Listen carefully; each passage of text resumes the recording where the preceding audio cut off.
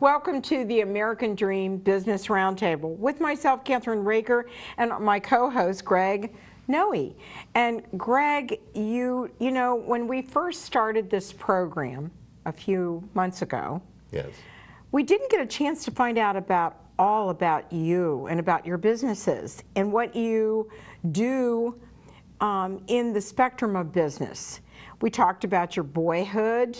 We talked about how you started in business, and was it you were cutting lawns and being a paper boy? Never did the paper thing. But you did the lawns. Oh yes, I had every lawn job in the world. The area. And then you were a contractor, am I correct? Well, that came later.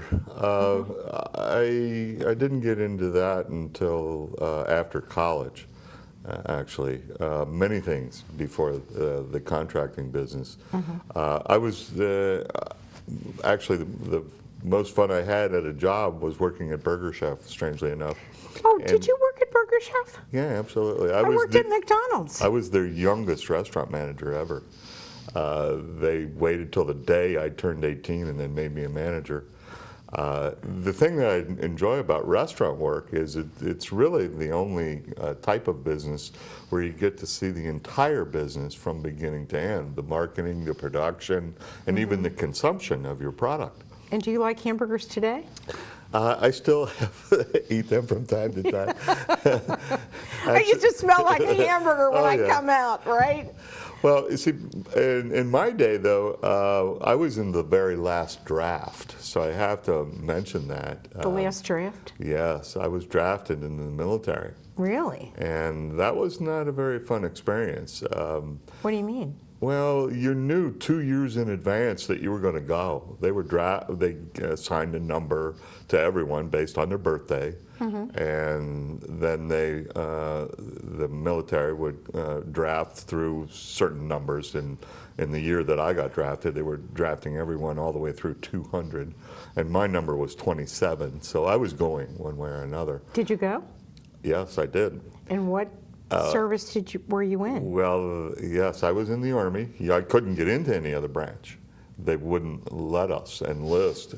They were all full because no one wanted to get drafted and go to Vietnam. And so all the other options were basically So what did you do in the Army? Well, interesting you mentioned that because I graduated #1 in all my classes except for basic. I graduated #2. That bothered you? Well, yeah, a little bit. Okay. I got a top secret security clearance, and I specialize in a particular type of strategy, and I can't share too much of it with you. Because it's still secret. It is still secret, and I dare say that if I told you too much, you'd have to kill me, right? Yeah, exactly. Right. But I was injured while I was in the service, and I got an early out, and as a disabled veteran, that basically set the stage for my college career because I couldn't afford to go to college, even though I tried when I was working at Burger Chef. There were too many demands at work for me to actually go to college, but so I had a little bit of experience with that. But being a veteran, and they paid my way through school, and they were very generous with me, I have to tell you. So generous. It was really a good experience in the end, wasn't it? In the end, it was. Thank you for your service, by the way. Well, thank you. I wouldn't be here today if it had not been for that. It was a very eye-opening experience going to college. Right. But they were so generous that I could not afford to graduate, is what...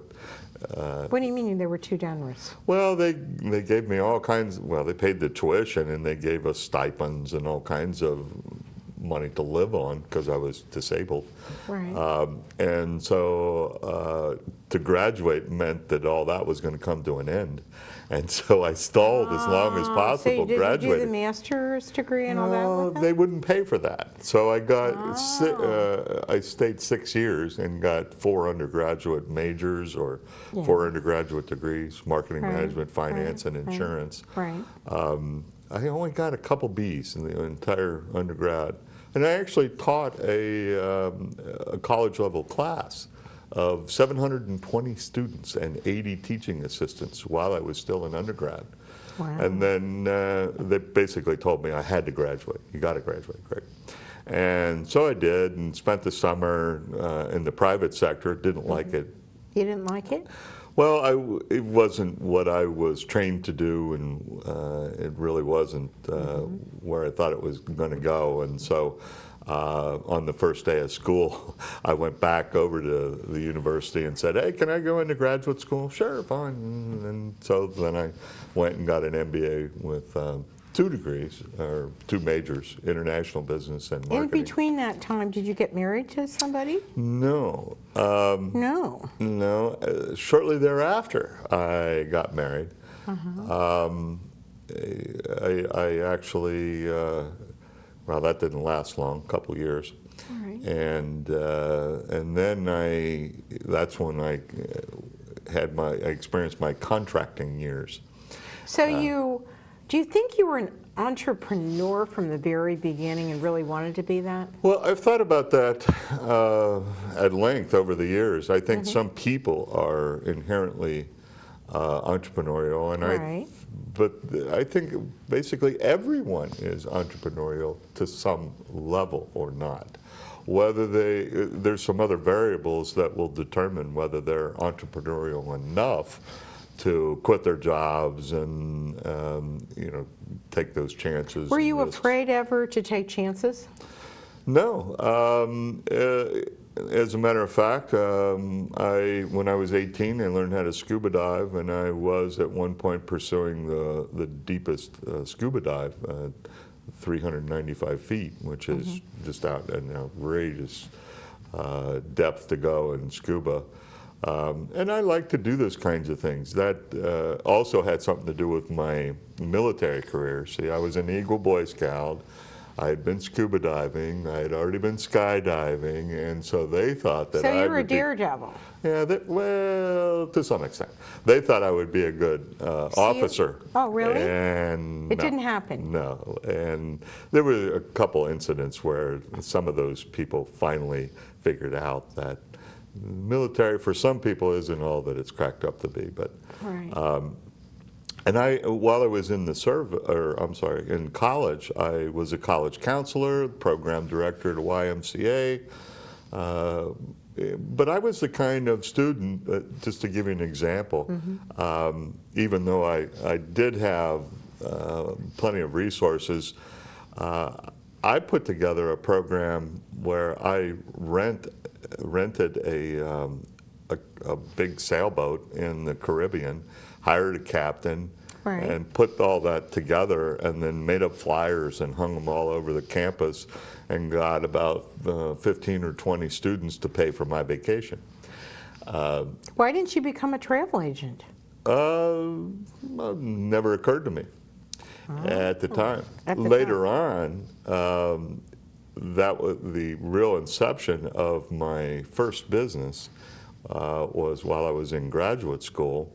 In order to take, well, you have to remember back in the late 70s, computers weren't everywhere yet. And so college students had to have all their papers typed. And so I started a typing business. And you typed for people too? Yeah, and I used all the profits to type my own papers, and that was the beginning of my first business, Professional Business Services, which So that's ProBiz Services. That's ProBiz Services and today. So how long have you had ProBiz Services? How many years? Let's see, I think we're going on 37 or something. 37 years. And on that note, we're going to take a short break. And do you want to give your website out? Yes, that would be probizservices.com, PROBIZ services.com. And we'll be right back on the American Dream Business Roundtable with Greg Noe and Kathryn Raaker. We'll be right back.